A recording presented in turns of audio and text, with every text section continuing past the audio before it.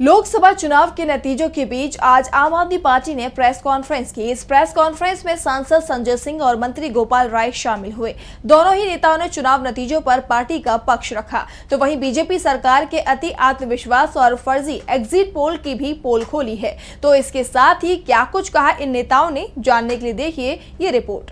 देश में लोकसभा चुनाव के नतीजों की तस्वीर साफ हो चुकी है। नतीजों में इंडिया गठबंधन को बहुत बड़ी बढ़त मिली है, तो वहीं बीजेपी अकेले दम पर बहुमत के आसपास भी नजर नहीं आ रही है।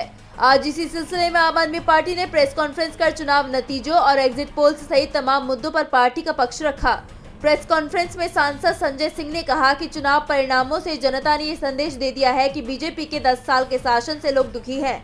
जनता ने बता दिया है कि वो बेरोजगारी, तानाशाही और महंगाई से दुखी है और बीजेपी की सरकार को हटाना चाहते हैं। मोदी सरकार ने इन चुनावों में सरकारी एजेंसियों का दुरुपयोग किया, विपक्ष के नेताओं को जेल में डाला। अब जनता ने जवाब दिया है। देश की महान जनता ने साफ कह दिया है कि बीजेपी वापस जाओ।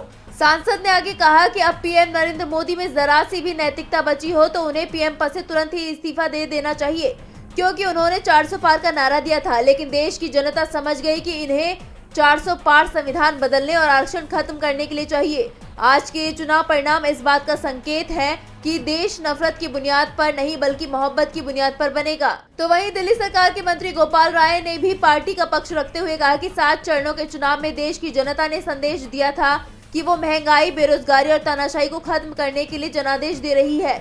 इसके बाद भी बीजेपी ने मीडिया के द्वारा चलाए गए फर्जी एग्जिट पोल्स के जरिए जनता के जनादेश को दबाने का प्रयास किया, लेकिन आज के चुनाव परिणाम उसका करारा जवाब है। मंत्री गोपाल राय ने साफ किया कि आज तथाकथित मेनस्ट्रीम मीडिया के एग्जिट पोल्स की पोल खुल गई है। इसके साथ ही उन्होंने आगे कहा कि देश के लोगों ने बीजेपी को हरा दिया है, लेकिन बीजेपी की तानाशाही मनोवृत्ति